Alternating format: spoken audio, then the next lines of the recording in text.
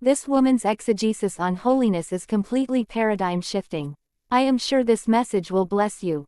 Kindly subscribe and click on the notification icon so you can be updated when we post a new video. God bless you. Our understanding of and relationship with sin drastically changes when we know what holiness means. You hear holiness and you think don't lie, don't steal, don't fornicate, don't cheat. And whilst these things are necessary for us to hear and really are the natural upshots that follow a life of holiness, these commandments are not the entire scope of what holiness is. In fact, they are merely fruits that exist because the root exists. And at the very root, at the very core of the matter, holiness means separate. It means consecrated. It means dedicated, set apart, removed from the common or the ordinary, hallowed. The opposite of holy is not unholy per se. The opposite of holy is common, regular, like the rest. We call God holy because he's like no being that is. In everything, he's in a class of his own. In beauty, in excellence, in strength, in righteousness. No one like him ever was. No one like him is. No one like him will there ever be. So we call him holy because he's something uncommon. He's unlike anything or anyone else we've ever seen.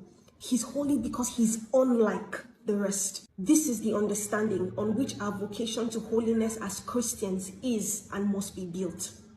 We are holy because we are different, separate, removed from the common.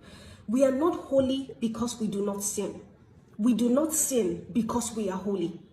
Because we've been called out from the dominion of darkness that the God of this world, the prince of this age, Satan, has the world bound in. God has reached out for us in the thick of that darkness and has called us out, removed us as a people for himself. And he has named us a holy nation. So we are holy, not firstly because we are perfect and do not sin, but because we belong to God. We have been removed from the common and consecrated, dedicated to him for his good pleasure. His seal is upon us, and he has first clothed us with his own righteousness so that now we can do righteous works and live righteous lives. Not just because you say, I want to live a righteous life, but because you've now been enabled by his own righteousness and by virtue of him calling you out of that common darkness to be separate to him to do so. So you won't lie because you belong to God. You will not cheat or steal or fornicate or make idols of the merchandise of this age because you belong to God, because you are holy. You will not live a life governed by mammon or yield to the deception of liberalism, this gospel of you that the world constantly tries to shove down your throat. Or do whatever makes you happy, your body, your choice. This hedonistic philosophy that brings out the most selfish, most depraved parts of a man.